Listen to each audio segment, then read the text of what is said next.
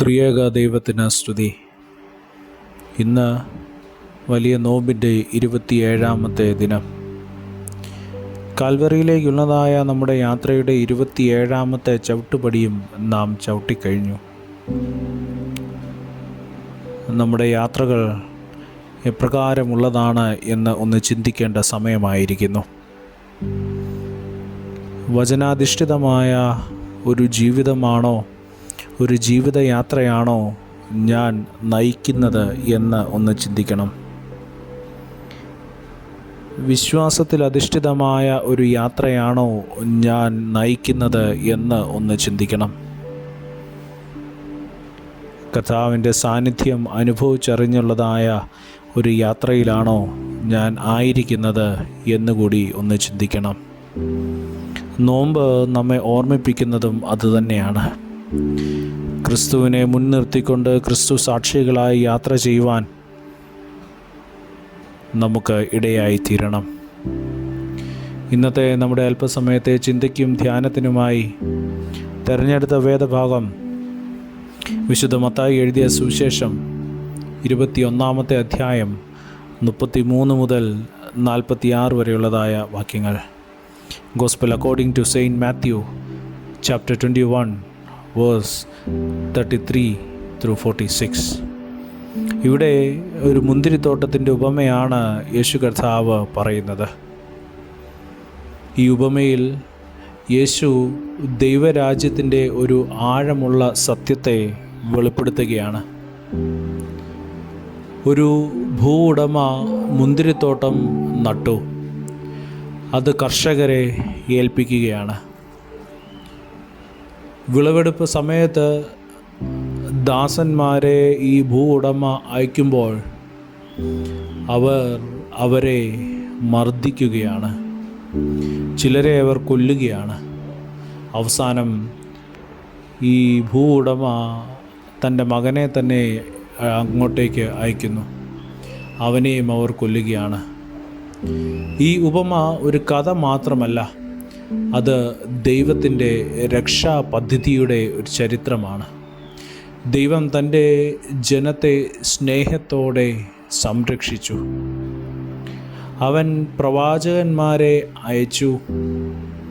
പക്ഷേ പലരും അവരുടെ വാക്കുകളെ നിരസിച്ചു.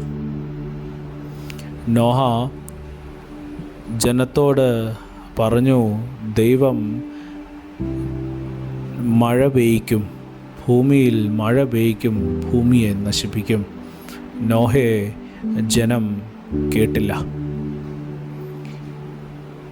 ദൈവം അവസാനം തൻ്റെ ഏകജാതനായ പുത്രനെ ഭൂമിയിലേക്ക് അയക്കുകയാണ്. എന്നാൽ മനുഷ്യരുടെ പാപം അവനെ ക്രൂശിലേക്ക് നയിച്ചു. ഈ വേദഭാഗം നമ്മോട് ഒരു ആത്മപരിശോധന നടത്തുവാനായിട്ട് ആവശ്യപ്പെടുന്നുണ്ട്. ദൈവം നമുക്ക് ഏൽപ്പിച്ചിരിക്കുന്നതായ ജീവിതം, ദൈവം നമ്മെ ഏൽപ്പിച്ചിരിക്കുന്നതായ കഴിവുകൾ,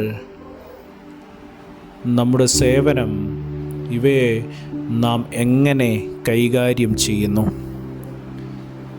നാം ദൈവത്തിൻ്റെ മുന്തിരിത്തോട്ടത്തിലെ കർഷകരാണ് പ്രിയമുള്ളവരെ. നമ്മുടെ ജീവിതം നമ്മുടെ സ്വന്തമല്ല, അത് ദൈവത്തിൻ്റെ സമ്മാനമാണ്, ദൈവത്തിൻ്റെ ദാനമാണ്. 21-ാമത്തെ അധ്യായം അതിൻ്റെ 42-ാമത്തെ വാക്യത്തിൽ കർത്താവ് പറയുന്നുണ്ട്, തള്ളിക്കളഞ്ഞ കല്ല് അത് മൂലക്കല്ലായി തീർന്നു എന്ന്. മനുഷ്യർ തള്ളിയത് ക്രിസ്തുവാണ് രക്ഷയുടെ അടിസ്ഥാനം. ക്രൂശിൽ നിരസിക്കപ്പെട്ടവർ തന്നെയാണ് ഉയർപ്പിന് മഹത്വപ്പെട്ടത്. ഈ വലിയ നോമ്പ് നമ്മെ ഓർമ്മിപ്പിക്കുന്നത് ക്രിസ്തുവിനെ നമ്മുടെ ജീവിതത്തിൻ്റെ മൂലക്കല്ലായി സ്വീകരിക്കണമെന്നാണ്. പ്രിയമുള്ളവരെ, ക്രിസ്തുവിനെ നമ്മുടെ ജീവിതത്തിൻ്റെ അടിസ്ഥാനമാക്കി നാം തീർക്കുമ്പോൾ നമ്മുടെ ജീവിതം അർത്ഥപൂർണമായി തീരും.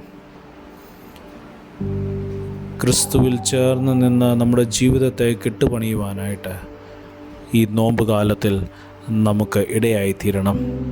അതിന് ദൈവത്തിൻ്റെ പരിശുദ്ധാത്മാവ് നമ്മെ സഹായിക്കട്ടെ. കണ്ണുകളെ അടയ്ക്കാം, പ്രാർത്ഥിക്കാം. കർത്താവേ, നീ എന്നെ ഏൽപ്പിച്ചതായ ജീവിതവും നീ എനിക്ക് തന്നതായ ഉത്തരവാദിത്തങ്ങളും വിശ്വസ്തയോടുകൂടെ നിറവേറ്റുവാൻ എനിക്ക് കൃപ നൽകണമേ. നിന്നെ ഈ എൻ്റെ ജീവിതത്തിൻ്റെ അടിസ്ഥാനമായി സ്വീകരിക്കാൻ എൻ്റെ ഹൃദയത്തെ അവിടുന്ന് തുറക്കണമേ. നിൻ്റെ രാജ്യത്തിൻ്റെ കെട്ടുപണിക്കായി ഫലം കായ്ക്കുന്നതായ ജീവിതം നയിക്കുവാൻ ഞങ്ങളെ സഹായിക്കണമേ. യേശുവിൻ്റെ നാമത്തിൽ തന്നെ ആമേൻ. സ്നേഹത്തോടെ ജോയൽ അച്ഛൻ.